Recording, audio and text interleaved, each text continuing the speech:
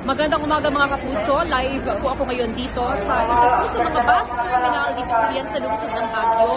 At sa mga oras nga po na ito ay puspusan po yung sinasagawang inspeksyon ng DOTR, ng PIDEA, ng Baguio City Police Office, ganoon din po ng Highway Patrol Group dito po sa mga bus terminal sa lungsod po ng Baguio para matiyak yung safety ng napakaraming mga pasahero na bumabiyahe na po papunta sa iba't ibang mga probinsya dito po sa ating bansa.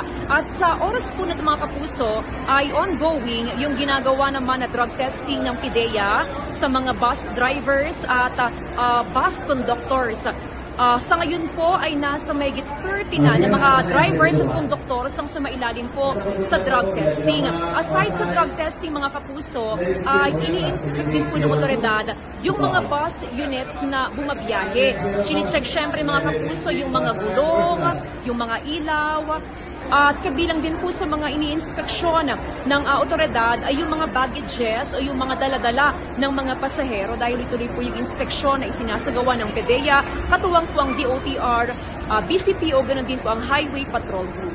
Ako pa rin po si Jocelyn Gabriel Galban ng GMA Regional TV at GMA Integrated News.